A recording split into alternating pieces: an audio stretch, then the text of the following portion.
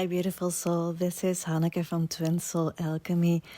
Welcome to this channel on blossoming on the twin flame journey. In this video, I will be discussing the energy for twin flames and divine counterparts of the full moon in Cancer that is happening on the 26th or 27th of 2023, the last full moon of this year. A couple of days ago, we entered into Capricorn season.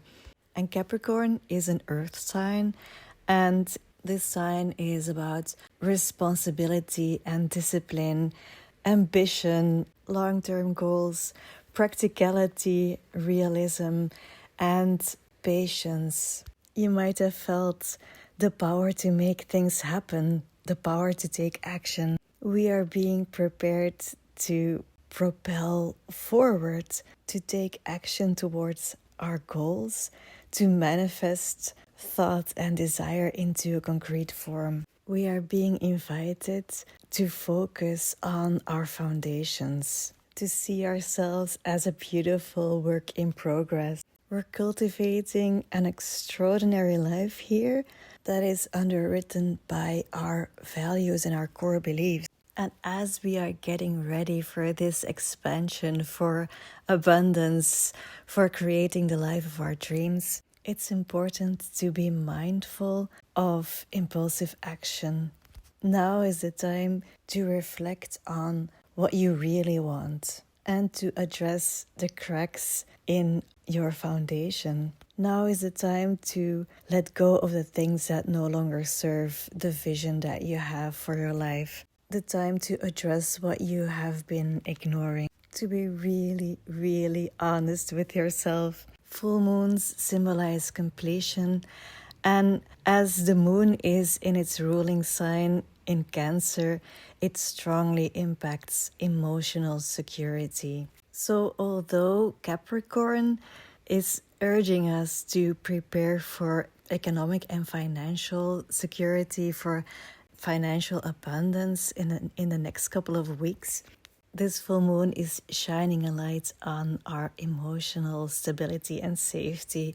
Maybe there are still some things that are in the way of you expanding, of you receiving abundance. Emotional security involves feeling confident and secure in your emotional connections and the ability to express emotions freely and comfortably. Key aspects of emotional security include self-acceptance, being comfortable with your own emotions, including the ability to acknowledge and accept both positive and negative feelings.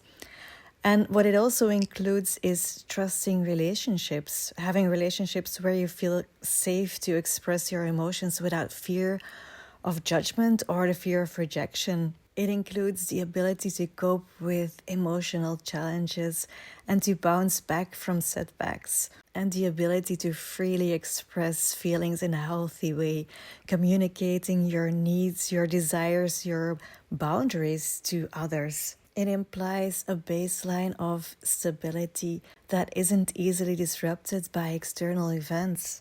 So as we're getting closer to this full moon, in the days before or the days after, don't be surprised that your mood can fluctuate. Things about the past can come up for you to really process and let go of them. We're still under the influence of Jupiter retrograde and Mercury retrograde. I talk about that in my previous video on the Capricorn solstice. So if you haven't watched it, I would recommend watching it, because I talk about this period until the end of the year, that it's a time for self-reflection. And at the end of the year, both these planets will turn direct again, leading us into a period of abundance and expansion. But for now, we're still going within ourselves, reflecting and letting go of what no longer serves us, what doesn't align with our dreams. And so this Cancer full moon is helping us, specifically related to emotional security and releasing old patterns that no longer serve us concerning this stability. there is a favorable aspect of Jupiter retrograde in Taurus, and that indicates a deeper trust, a deeper understanding of our emotional journeys. And this aspect ties back to themes from the Taurus lunar eclipse that happened on October 28th. If you watched my video back then about this lunar eclipse, you might remember that I talked about this lunar eclipse being about distinguishing when you need to let go and when you need to take charge. It was about taking personal responsibility, about learning to be accountable for your own life, and also about your role in your twin flame connection. When you look back, you'll realize that we've gone through a whole transformation. The timeline that we were on no longer exists. I'm curious if you can sense that too. We've stepped onto a new timeline, and it's been kind of a ride, a roller coaster ride. We went back and forth because there were these lessons again and again. And now, as we're getting towards the light of the tunnel, and we're feeling this determination to do it differently. Some feelings about the past might come up. The difference is we're not living them anymore. We're not living these patterns anymore. Emotions might come up and we do need to process them. However, we have shifted our baseline. We're in a higher vibration, we're on a higher timeline, and it's from this higher vibration that we will process what has happened in the past. We have planted these seeds of love and hope and joy, and they have become powerful beacons. Our capacity for love has grown. Our capacity to open our hearts, to leave them open, because we have learned how to deal with the fear that can accompany an open heart. And going through all of this, allowing to come up what had to come up and releasing it has made us powerful and courageous and more confident. This spiritual journey, this twin flame journey, it's really not for wussies. I'm sure of it that if you're listening to this message that you know what I'm talking about. The last couple of years, we were brought back into contact with our divine feminine energy. And it's through aligning with this energy and allowing the feminine energy to inspire our life, to live the life that our soul wants us to live, that we found the courage and the strength to, after healing this feminine energy, we also found the strength to heal the masculine energy. And it is through this balance that we have become the visionary leaders. We have the ability to inspire and to receive inspiration from others, the ability to give and receive. And we have the ability to refocus so we can dream and we can intend to create and then refocus on what needs to be done. And we understand that there is a gap in time. The actions that we need to focus on aren't to make things happen. The actions that we need to focus on are to bring us joy now, in this moment. And if we follow our joy, then the universe guides us towards the outcome of our dreams. It's always about, what do I need now? What would feel good now? And act upon that. And that might mean that you have to communicate something, that you have to communicate how you feel. This requires being honest with yourself and being honest with the other person, to not let fear hold you back. But it also means not giving your power away by making the other person responsible for your emotions. The act of communication is taking responsibility for yourself. So if you're communicating what you're feeling, then see it as an opportunity to show yourself as you are and to be there for yourself, to take space for yourself without expecting anything in return. And this is a hard one. It feels very vulnerable talking about your emotions. And of course, it's normal and respectful towards yourself to expect that the other person will make room for what you're saying, will hold space for what you're saying, and is respectful of what you're saying. But don't attach to that outcome. It's possible that what you are creating is not showing up in 3D yet. And it's so important to stay close to your intentions and dreams and connect with that frequency and not with the frequency that is showing up. Expect the highest outcome and yet accept when that hasn't happened yet. What helps is to realize how far you've come. All the hard work you've already realized. Doesn't that make you feel really good? Connect with this frequency as often as possible. It's the frequency of success. Celebrate that success at the end of this year. You deserve it. Whenever these old emotions are coming up and you might have the feeling that you're being sucked in again, it might be through your own thoughts and it might be through external experiences, but just know that you cannot be sucked back in. You have made this transformation and your baseline is different now and you can handle this. What helps is remembering that whatever you're feeling is just an emotion and it will pass. And you will get back to that baseline and you will not be catapulted back in time. When you're in darkness, you can look forward to the sun coming up again, warming you with its beams. There's an explosive creativity coming up. So know that whatever is happening now, it's happening to prepare you to receive that, to embody that, this beautiful enthusiasm and creative abundance. There is the aspect of Saturn in Pisces that beautifully influences this. It offers stabilizing energy, new commitments, and especially in spiritual areas. I've talked about how to let go of emotions before. The beautiful book by David R. Hawkins, Letting Go, A Pathway to Surrender, explains it very well. I'm a fan of this technique. But there are other things that you can do for emotional release.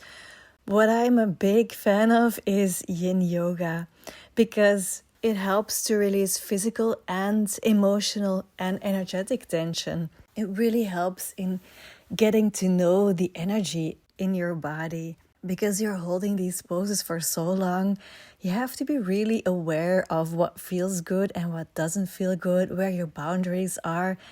And it's a really good way to learn that if you stay close to your boundary and you stay with it, then that will allow for expansion. So there's no need to force things. Just stay really close to your boundary and it will give way. It's the same when you're processing emotions without the yin yoga. Just allow what needs to come up and stay with it. Do not force anything. Don't push it away. Don't push through. Just feel what is there and it will give way in time. It can feel scary sometimes when these things come up, especially when your mind, your head doesn't know what is happening.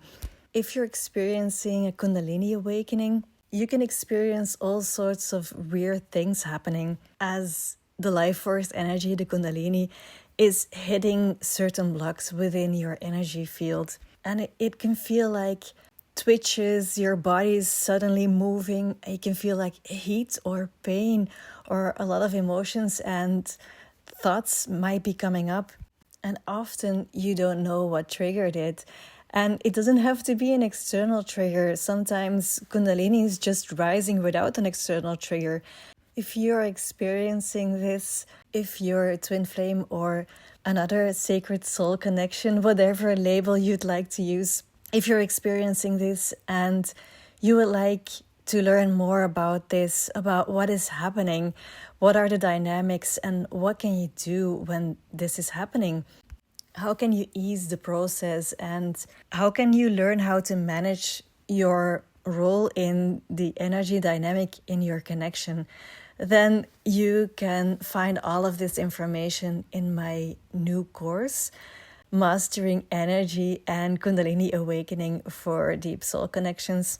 I've created this course because as it first started happening to me, I was at a loss. On the one hand, I was in deep awe because of all of this love that I was feeling. And on the other hand, I was so confused about what was happening. Was I the only one experiencing this? And so I started searching for information, and it was a hard search for me. I couldn't find a lot of relatable experiences or information. A lot of information can be found about twin flame connection and about the push-pull dynamic and about the stages, but this Kundalini awakening in combination with that was more difficult to find. And I often felt at a loss because nobody seemed to understand what I was going through, except for my divine counterpart, because he was experiencing it with me. And although we have a completely different perspective and mindset on processing these things, to me, he was the biggest confirmation that what I was experiencing was real, because he was directly responding to the energy shifts as well. And what is so special about the twin flame connection, or whatever label you give it, it doesn't matter to me. But what is so special to me about this connection is the possibility or the ability to energetically heal these blocks together or separate. It really ignited my own healing abilities, but I remain in awe about what my divine counterpart does. The way that he clears energetic blocks within me. And it comes so naturally. To me, it feels like he intuitively knows where the blocks are. And it's his full presence in these physical locations that truly helps dissolve them. I'm curious whether you're experiencing this as well, or have experienced this, and what did it feel like to you? If you'd like to share more about these experiences on a more private platform and exchange experiences with people on the same journey, on a similar journey, and you would like to practice more with managing the energy, balancing the energy of the third energy, the joint field, your own energy, then come check out my course. I'd love to see you there. So back to the current energies. As I discussed in my previous video on the winter solstice, I said that in this period we're more doing reflection about ourselves rather than focusing on the connection. But with this emotional full moon, it's possible that there is a little bit more interaction because of the intense emotions that are coming up. There's still a need for a lot of patience, but also more open communication. So it's about finding the right balance between processing your own emotions and communicating about them. In essence, this Cancer full moon in Capricorn season encourages both personal maturation and embracing the ownership of your journey, regardless of past experiences. It's about seeing where you've been, where you are now, and where you'd like to go, and embrace all of that. And that's where I'm going to wrap up. I'm wishing you all beautiful holidays and a beautiful full moon in Cancer. If you can, enjoy some rest, enjoy the company of family and friends, and prepare yourself for a beautiful, expansive, and abundant 2024. Sending you a lot of light. Take care. Bye.